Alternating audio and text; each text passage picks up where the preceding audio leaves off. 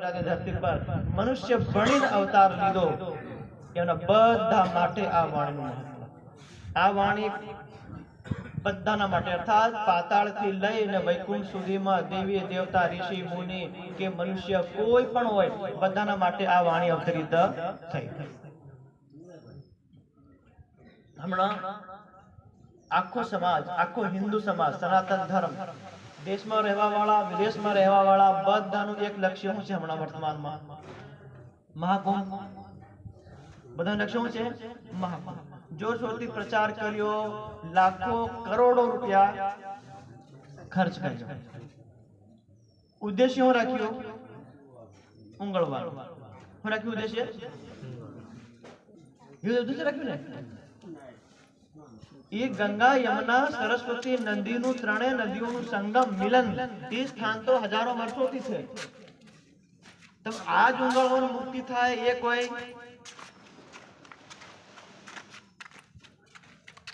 તો એમાં પૌરાણિક કથા કોઈ મને ખાસ સત્ય કોઈ શાશ્વત કથા નથી। શાશ્વત સત્ય કથા હોય, શાશ્વત સત્ય જ્ઞાન હોય આ ધરતી ઉપર અને શાશ્વત સત્યની કોઈ વાણી હોય તો આપણે આ સ્વરૂપ સાહેબ, આ પાંચમો સ્વસમ વેદ। બાકી કોઈ ગ્રંથ, કોઈ પણ શાશ્વત સત્ય નથી। આપણે સિદ્ધ કરીએ આપણે આ વાણીનું અવતરણ ક્યારે થયું? શરૂઆત कैसे થઈ? एते दिन त्रिलोक में होती बुद्ध सुपन, सो बुद्ध जी बुद्ध जागृत ले प्रगटे पुरी नवतन। जामनगर नवतनपुरी विक्रम संवत 1678 पहली चौपाई अवतरित થઈ। निज नाम श्री कृष्ण जी अनादि अक्षरातीत स्वतोब जाहिर भाई सविद वतन सहित एक चौपाई। એના પછી એને ધીરે ધીરે કરતા જામનગર, સુરત અને અહીંથી યાત્રા થઈ આપણે દિલ્હી, હરિદ્વાર, રામનગર થઈને પન્નાજી પહોંચી ગયા તો એક ચોપાઈ થી લઈને 18,758 ચોપાઈ અવતરિત થઈ। સંપૂર્ણ વાણી, પરમધામનું પૂરું જ્ઞાન, યોગ માયાના બ્રહ્માંડનું જ્ઞાન। આ વાણી અવતરિત થઈ એના પહેલા જેટલું જ્ઞાન હતું, ભાગવત પણ હતી, રામાયણ હતું કે મહાભારત કે ચારો વેદ, ઉપનિષદ, દર્શન બધા ગ્રંથ હતા। બધા ગ્રંથ કેવા? સ્વપ્નની બુદ્ધિના। કેવા?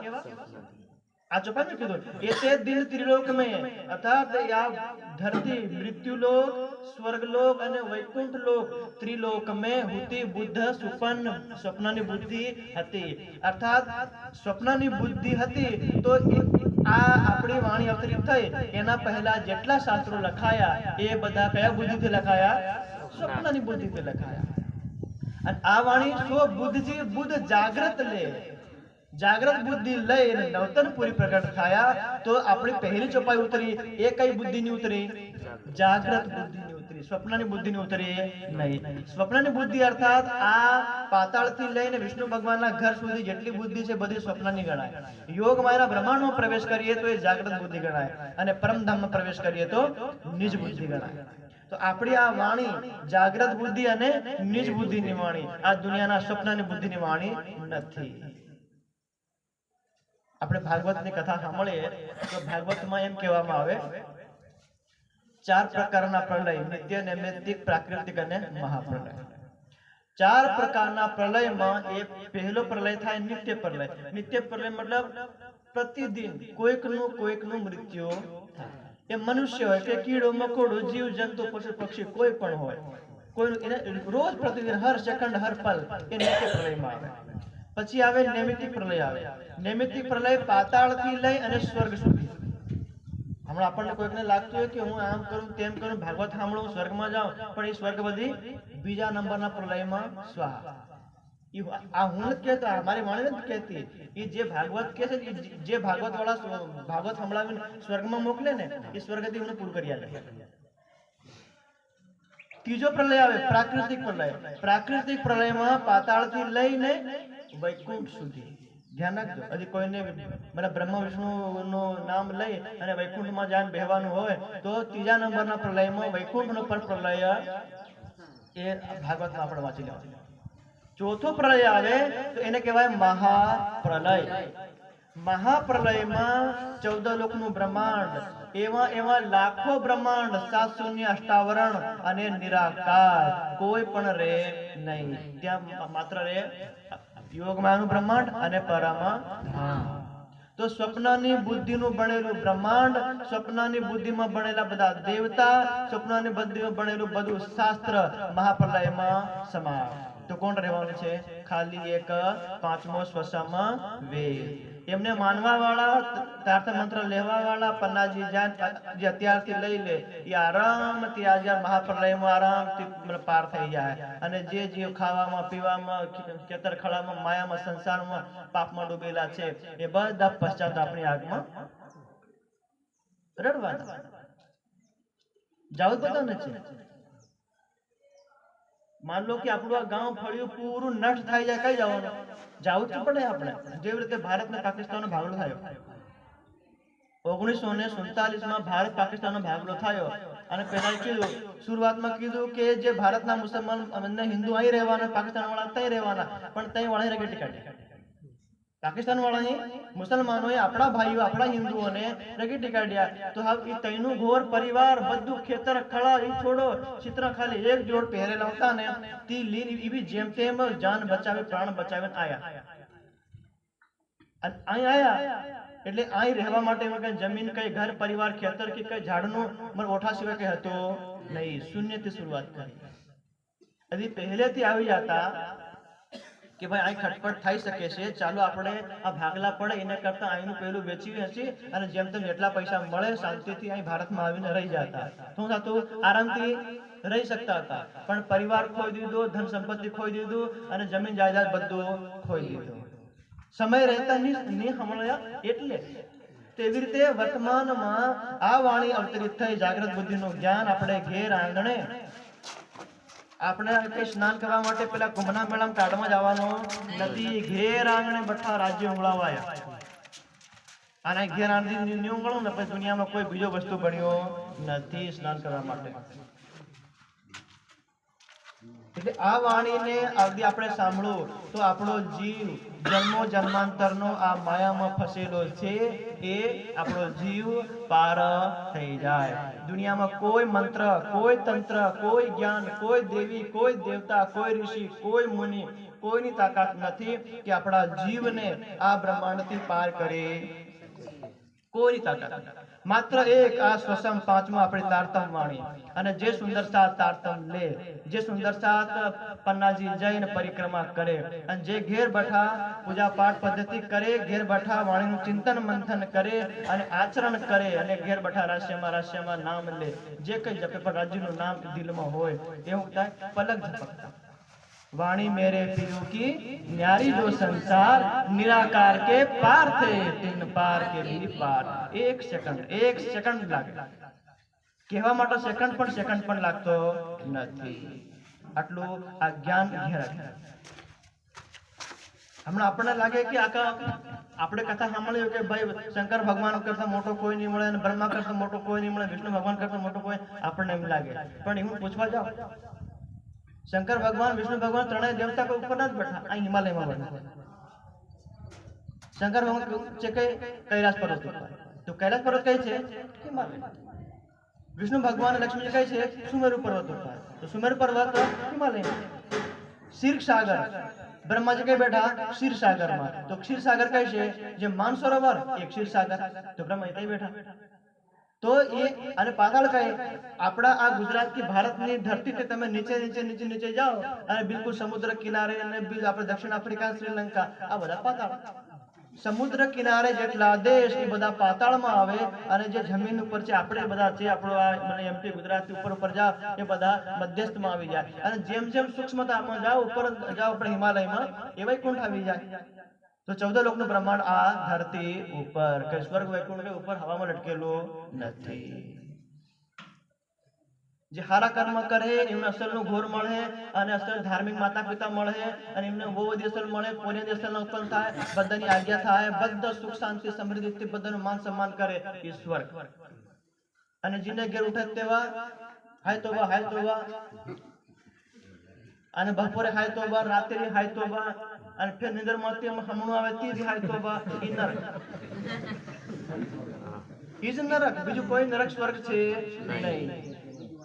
આ 84 લાખ, હા, એના કરતા વધારે નરક હોય તો પછી કઈ કૂતરું, બિલાડું, બોકડું કે ભલે મતલબ જેમલ માંસાહારી પ્રાણી, પક્ષી, દેખો ને ખાવાનું ઠેકાણું નહીં, ફરવાનું નહીં, માતા ને પિતા અને કોઈ જઈ જાય તઈ ડર, જઈ જાય તઈ ડર. ચકલું દાણા ખાતું હોય તો મને આપણે એના કરતા મોટું આવી જાય એ નહીં પડે. બે દાણા ખાતું હોય એના કરતા મોટું આવી જાય તે નહીં પડે. એ દાણા ખાતું એના કરતા મોટો તે નહીં પડે. એકબીજાથી બધાને ડર. એક મનુષ્ય નિડર. એને પણ કોને નિડર? જેને જે સુંદર સાથે જે મનુષ્ય રાજ્યના દિલમાં એકવાર ધારણ કરી લીધા, એને ની પાતાળમાં ડર લાગે, ધરતી પર ડર લાગે, ની વૈકુંઠમાં કોઈ પણ જગ્યાએ ડર લાગે નહીં. જે તાતા મંત્ર એકવાર લઈ લીધો ને એટલે કોઈને કઈ ડર લાગે નહીં. આ વાત આપણી વાણી. અને બીજી વાત કે ખરેખર અમૃત છે કઈ? કુંભના મેળામાં છે? કુંભના મેળામાં છે હમણાં કોઈ લાગ્યું? ચલો વાણી બીની હમણે ખાલી બુદ્ધિથી પ્રયોગ તો કરો કે કુંભના મેળામાં અમૃત રે તો તઈ પેલા ઉંગળીન ભગદડમાં પેલા મરી કે કેમ ગયા? અમૃત નો અર્થ શું થાય? સામાન્ય અર્થ કહેવાનો કે માનો આપણે બધા આપણી જેટલી ઉંમર છે હમણાં, મારે ઉંમર 30 વર્ષ, કોઈની 50, 60, 70, કોઈની ઓછી માનો, અને હમણાં મને અમૃત પીવા મળી જાય, એ એક ટપ્પુ મળે કે ચમચી ભરી મળે, ગ્લાસ ભરી મળે, મેં એમ કરીને અમૃત પી લીધો. અમૃતનો નિયમ કે જે અવસ્થામાં તમે અમૃત પીવો એટલે તમને તમારું જીવન એટલે તમે મરો જ નહીં. ભલે આ સૂર્ય ચંદ્રમાં બ્રહ્માંડ મરી જાય પણ એ જે અમૃત પીવા વાળો મરે. મતલબ હું 30 વર્ષનો છે એટલે હું 30 વર્ષનો રહેવા. ઈ યમરાજ આવે, યમરાજ નો દાદો આવે, એનો પરદાદો, એ આખી સેના લઈને આવે પણ મન મારી શકે નહીં કે મેં અમૃત પી મેં. कालना चक्र में हूँ आओ नहीं। तो आज जब भागवत हमारा ग्रंथ है कि आखू ब्रह्मांड कालना चक्र में आवानो, ब्रह्मांड में रहवा वाला 33 करोड़ कालना चक्र में आवाना, यूं छोड़ो पेलो हिमालय में बठा ताण भाई ब्रह्मा विष्णु महेश ई कालना चक्र में आवाना, तो पछी आ अमृत नकळ्યું कईती आखा ब्रह्मांड में काल मृत्यु छे तो कोई चलो मान ली के कतक नकળી થઈ ગયો માની છે નથી પણ નકળી ગયો। आज एक कथा छे आ આપણે कुंभनी बिल्कुल कोरी काल्पनिक कथा, कोरी काल्पनिक बस कोई मतलब केनो भांग पीन बैठो है अन भांग पीन बैठे बैठे हूं करो के कर लो आ लख नहीं। बुद्धिमान होय तो नहीं लगता। अपना आ आखा हिंदू समाज ने अवळे पाठे चढ़ाड़ता नहीं। द्वापर युग में कुंभ मेळो हतो, द्वापर युग में कुंभ मेळो हतो। त्रेता युग में भगवान राम ना समय में ते पण कुंभ मेळो हतो नहीं। सतयुग में राजा हरिश्चंद्र ना जमाना में ते पण हतो नहीं। ई बद्धा विद्वान महाभारत ना युद्ध में मोटा मोटा शूरवीर विद्वान बद्धा युद्ध में शहीद थई गया अने घेर कया रही गया। लाकड़ी ले डोंगो सारा जाते ना ये घेर कृपाचार्य द्रोणाचार्य भीम अर्जुन ने कौरव ने पांडव गुरुकुल में भणेला असल चारों वेदों ना शास्त्र ना बद्धा विद्वान कई मरी गया युद्ध में कुरुक्षेत्र में मरी गया। री कई ना गया घेर डोंगो सारा वाला। तो आखो समाज कोना हाथ में आयो? यूना हाथ में आयो। तो यूने डोमा चार्य आपने डोमा ने जेम करना क्या पूरा ऊट पटांग जेम बात आवी एम बस कोई मळे नहीं શું કરવાના, કોઈ વિરોધ કરવા વાળો નહીં મળે, કોઈ શાસ્ત્રનું જ્ઞાન કહેવા વાળો મળે, કોઈ આચાર્ય કહેતો નહીં। જેમ આવ્યો તેમ મન મરજીથી આખા સમાજને એ લોકો ઉલટો કરી નાખ્યો। એક મળી કોરી કલ્પના બીજું કઈ મળે નહીં। તો એના આપણા મનમાંથી હરિદ્વારને આપણે આ કુંભના મેળાનો અમૃત છે એ જૂઠી કલ્પના નીકળી જવી જોઈએ। खरेखर अमृत हूँ छे ए आपणी वाणी।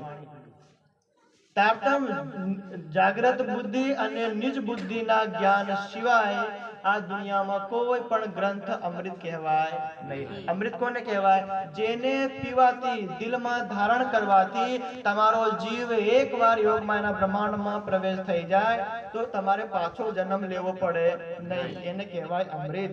તો દુનિયામાં એવો કોઈ ગ્રંથ, કોઈ મંત્ર નથી કે તમને આ 14 લોકનું બ્રહ્માંડ પાર કરાવે અને 7 શૂન્ય પાર કરાવે, 58 પાર કરાવે અને નિરાકાર પાર કરાવે. એવો કોઈ જે મંત્ર છે નહીં. એક આપણો મંત્ર, એક આપણો નિજનામ મંત્ર. એમાં નિજનામ મંત્રમાં 3જા નંબરની ચોપાઈ આપણે હમણાં કીધી, નિરાકાર કે પાર. યોગમાનું પ્રમાણ 3 પાર અક્ષરધામ કે પાર યોગ મતલબ મૂલ મિલાવ, આટલે સુધી પહોંચાવી દે. એટલે અમૃતમાં પણ મહાઅમૃત કોણ ગણાય? આપણી આ વાણી. 5મો સ્વસમ વેદ. નહીં તો દેવ અને દાનવ, બે જણા, બે ટીમ અલગ અલગ, બે ટીમ ને બીજેપી કોંગ્રેસ, બે જણા મળે, ચાલો આપણે ચુનાવ લડીએ, લડે ચુનાવ. તો દેવ અને દાનવ બે જણા મળે, આપણે સમુદ્ર મંથન કરીએ એમ કે. કલ્પના, વિચાર કરો, સમુદ્ર મંથન થાય. ગમે એટલો હાઈટ વાળો અધી 4 ફૂટ ઊંચો અધી હોય, સમુદ્રમાં ઉભો રહે, તે ડૂબી જાય. મોટા મોટા જહાજ કે 5-5 હજાર ગાડીઓ ભરેલી હોય, મોટા મોટા જહાજ પાણીમાં ડૂબી જાય. એને આપણે મંથન કરવા. ઘરમાં ખાટી પેલો ઘોળનું ભરેલો હાંડલામાં એ ખાટી ખેંચાય ના પડતી, અને ત્યાં પેલા સમુદ્ર ખેંચવા ગયા. વિચાર કરો, 10 કિલો 20 કિલો ખાટી ચા ખેંચવી હોય, કેટલો લોડ પડે. અસલ ટાઢમાંથી પરસેવો આવી જાય. એક વ્યક્તિ ખેંચે ને અડધો પોણો કલાક ખાટી ચા ખેંચે, તો વિચાર કરો તમે સમુદ્રના કિનારે જાય ને ભાળો એકવાર, હજારો કિલોમીટર પાણી, અને ઉપર નહીં, હેઠું નીચે ગહેરાઈમાં. અને ધરતી તમે દેખો, આ ધરતી ઉપર 75% તો પાણી છે, અને બાકી 25%માં આપણે 7 અરબ મનુષ્યો, કરોડો જીવ, કરોડો જંતુ આ બઠા. તો 75% પાણી ખેંચવાઈ ગયા. એ તો કોરી કલ્પના. ચલો કરી દે નાખી. આપણે દહીં ખેંચી તો દહીં માંથી ખાલી એક પદાર્થ નીકળે, મક્ખન નીકળે ને, મક્ખન ને છાશ. તો એ લોકોએ સમુદ્ર મંથન કર્યું, 14 પદાર્થ નીકળ્યા. કેટલા? 14 નીકળ્યા. એમાં હાથી નીકળ્યો, ઘોડો નીકળ્યો, અપ્સરા નીકળ્યો, કાચબો નીકળ્યો, ગરુડ નીકળ્યો, ને મોર નીકળ્યો, ઘણા બધા નીકળ્યા. તો આ બધા માં બઠાવો તમે નીચે. એરાવત હાથી નીકળ્યો, ઇન્દ્ર લઈ ગયો, જે અપ્સરા એ બી ઇન્દ્ર લઈ ગયો, ઝેર દી નીકળ્યો. એમાં તો ઝેર કોના હિસ્સામાં આવ્યો? શંકર. સોચો, આખા દુનિયાને ચલાડવા વાળો શંકર ભગવાન, પણ દુનિયા શું હાલવાગી? ઝેર. તો પેલા દેવતાઓ એને રાક્ષસો મળે, બોલ આ તો શંકર ભગવાન સમાધિ મસ્તલ બેઠો છે, અને આ જે અક્ષર જે શંકર ભગવાન છે એ ધ્યાન કરે. કઈ આગળ ધ્યાન કરે? યોગ માયાના બ્રહ્માંડમાં અવ્યાકૃત બ્રહ્મ. અવ્યાકૃત બ્રહ્મ, સબલિક બ્રહ્મ જે બ્રજ અને રાસ આપણી જે લીલા છે, એ લીલાનું પ્રતિબિંબ પડે અવ્યાકૃત બ્રહ્મ. એ અવ્યાકૃત બ્રહ્મનું ધ્યાન કરે. કોણ? શંકર ભગવાન. વિચાર કરો, હમારા ફોટાનો ફોટો ખેંચેલો, એનું ધ્યાન કરે શંકર ભગવાન. આપણી આ સુંદર સાથની મહત્તા, આ વાણીની મહત્તા છે. અને ધ્યાનમાં શંકર ભગવાન મળો, શંકર ભગવાન જી હાલે તે ખાઈ નાખે, પી નાખે. તો પાર્વતી માતાને ખબર નહીં મળે. પેલા દેવતા ચૂપકેતી જાય અને જહર મેં દીધું, લો ભાઈ આપી હોય. તો શંકર ભગવાને, તો પાર્વતી માતા ભાળી કાઢી. ઓ આ તો મારા આ પેલા માર નાખવાના. તેઓ તરત ગયા, ગળું શપથ દીધું, મોહમ્મદ જહર લીધું. શંકર તો મને પાર્વતી માતાએ, અરે ભાઈ જહર પી લે તો મારા પોરિયાનું શું થાય એમ કરીને ગળું સમજ્યું. તો બધું જહર કઈ અટકાઈ ગયું? ગળા. તો ગળું કેવું થઈ ગયું? લીલું થઈ ગયું ને, તો નામ પડ્યું નીલકંઠ. કંઠમાં લીલું થઈ ગયું, તો ભગવાન નામ પડ્યું કે નીલકંઠ. જહર. એક વસ્તુ બચી, અમૃત. એક મતલબ એમાંથી એક ઘડો નીકળ્યો. ઘડો, એને ઘડો નું કે આપણે કુંભ એમ કહીએ ને, સંસ્કૃતમાં કહેવાય કુંભ કહેવાય, અને આપણી ભાષામાં એને ઘડો એમ કહેવાય. તો એ અમૃતનો ભરેલો ઘડો નીકળ્યો. અને હવે પેલા દેવતાઓને ખબર પડ્યું આમાં તો અમૃત ભરેલું છે. અને જે આપણે અમૃતનો નિયમ થાય કે જે પીવે એ અમર થઈ જાય, મરે. વિચાર કરો કે ભાગ બધાનો બરાબર આવે. ભાઈ ખાટેચા ખેંચવા પેલી અડધી મહેનત કરી, પેલી અડધી મહેનત, તો જે કઈ મક્ખન નીકળવાનું 1 કિલો નીકળવાનું તો 500 ગ્રામ ખેંચવું પડે. જેમાં એમ નિયમ હે ભાઈ તું ખાડસા લઈ લે ને હું મક્ખન લઈ લઉં, એ તો અન્યાય ગણાય. બીજું પડે તો દેવતાએ વિચાર કર્યો કે હજી અમૃત આ રાક્ષસ લોકો હજી અમૃતનો ભાગ પડાવે તો ઈ પી જાય અને આપણે પી જાઉં, ઈ હજી અમર થઈ જાય આપણે જે અમર થઈ જાઉં, તો ઈ આખી જિંદગી ઉત્પાત મચાવે અને આપણે બેઠી બેઠીને કેમ કે આપણે જે આપણે ગળવાથી નહીં ખવાય કે હા હું ત્રાસ થઈ ગયો હારી ગયા હું ગળવા ખાઈ લો, ગળવાથી નહીં ખવાય. કેમ? તમે અમૃત પી મેક્યો અને તમે પેલા મારવા જાઓ પેલાથી નહીં મરે. કેમ? અમૃત પી મેક્યો. તાકે એને હાવ છલ કપટ કરીને અમૃત આલે તો શું કરે પેલાને ખબર પડે એને પહેલા લીન નહીં પડી નહીં પડી આપણે જે થાય કેમ કે આપણે યુદ્ધમાં આપણે થાય નહીં તો અહીંથી પરા મુંબઈ વાળા સમુદ્ર ગમતી નીકળ્યા હોય તો અહીંથી નાટા એટલે નાસિકમાં આવ્યા તો પકડાઈ ગયા. નાસિકમાં આવ્યા એટલે પકડાઈ ગયા ગોદાવરીને હાય તો એમાં છીના ઝપટી થઈ પેલે કળ્યો લીધો પેલે ઘડો હપક્યો એમ કર્યો કે દરેક ઘડો માકો વળ્યો 2-4 ટપકા તે ટપક્યા. ફેર અહીંતા દેવતાઓનો હાથમાં લઈને આવ્યા અહીં થાય દેવ ગમ થાય એમ ઉગમણા ગયા કઈ ગયા અહીં પડ્યા નતો અહીં થાય ગયા પણ અહીં પડ્યા નથી. દાહોદમાં વેરાયો નથી કે ડુંગરા ગામ વેરાયો જાણે પણ કઈ શાસ્ત્રમાં વર્ણન નથી પણ એમ થાય એમ આટલા પડે કઈ નહીં ગયા ઉજ્જૈન ગયા તો અહીં કઈ નદી ક્ષિપ્રા નદી તો અહીં વેરાયો તાકે અહીંથી મને પેલા હજુ થાકી ગયા લાગે પણ નાઈ ઢાક્યા પેલા પૂછડ આવે તો એમ પાછા નીચે ઉતર્યા તે કઈ નહીં ગયા પન્ના થાય ચિત્રકૂટ થાય કઈ ગયા પ્રયાગરાજ. ગંગા યમુના સરસ્વતી ત્રણેય નદીનું સંગમ જ્યાં આગળ થાય ત્રણેય નદી મળે ત્યાં સંગમ ઉપર તો હે છેના ઝપટી થઈ લડાઈ થઈ તો હે બેસા ટપ્પા વેરાઈ ગયા તાકે હાવ આયા છે બોલા અમે પશ્ચિમમાં ગયા વચમાં ગયા ઠેઠ પરા ગયા પણ આયા માનવાના નથી. બોલે હા વિષ્ણુ ભગવાન જેમ કે આપણે કોઈ સિરિયલોમાં દેખો ગમે ત્યારે દેવતા રાક્ષસ લોકો દેવતાઓને પરેશાન કરે તો શરૂઆતમાં એ લોકો યુદ્ધ કરે પણ એ લોકોને ખબર પડે કે આ રાક્ષસો નથી માનવાના તો રોડી કાઢી કઈ જાય વિષ્ણુ ભગવાન બ્રહ્મા વિષ્ણુ કહેતા મહેશ આ ત્રણ ત્રાહિમામ મારી રક્ષા કરો એમ કરીને જાય તો હા ખબર પડી કે વિષ્ણુ ભગવાન કઈ બેઠા હિમાલયમાં તો અહીંથી ફેર પ્રયાગરાજ સીધા વાટે પડ્યા ગંગા કઈ નીકળ્યા હરિદ્વાર તો હાઈ પકડાઈ ગયા તો હાઈ જઈ મચના ઝપટી થઈ બેસા ટીપા અહીં પડ્યા એટલે 4 હર 12 વર્ષે નાસિક ઉજ્જૈન પ્રયાગરાજ અને હરિદ્વારમાં કુંભનો મેળો થાય.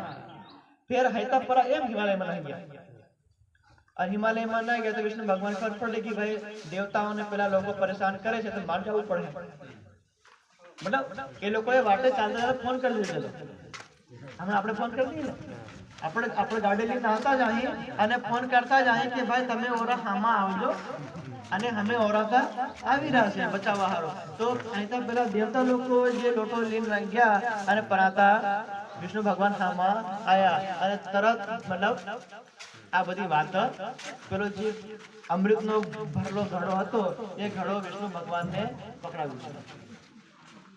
હવે વિષ્ણુ ભગવાન કે હવે મારે શું કરવું પડે તો વિષ્ણુ ભગવાને મોહિની રૂપ ધારણ કર્યું. કેવું રૂપ ધારણ કર્યું? મોહિની રૂપ. બધા ભેજા માથે આપણે